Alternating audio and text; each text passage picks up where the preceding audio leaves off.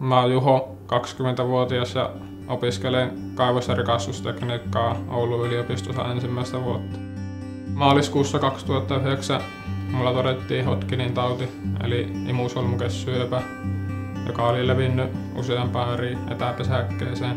Taudin toteamisen jälkeen alkoi noin puoli vuotta kestävä hoitojakso ja sen aikana tuli oltua käytännössä koko ajan sairaalassa. Sylvän kautta me päästiin mun parantumisen jälkeen, vuokattiin talvilomalle. Ja lisäksi Sylvä kustansi mun äidin asunnon sairaalan läheltä sairaalaolojakson aikana.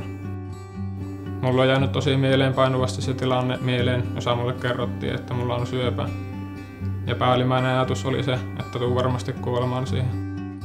Äiti on jälkeenpäin kertonut, että olin sanonut hänelle, että teille on varmasti kerrottu, että mä tuun kuolemaan tähän, mutta te ette vaan halua sanoa sitä mulle.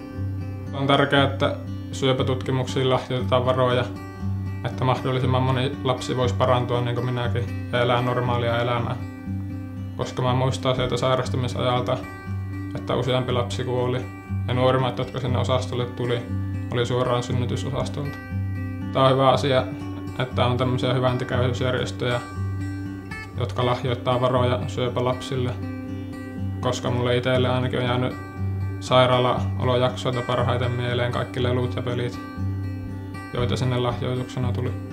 Tukemalla Team Rynkkäpyytä autat syöpää sairastavia lapsia ja heidän perheitään ja mahdollistat sen, että yhä useampi lapsi voisi tulevaisuudessa parantua.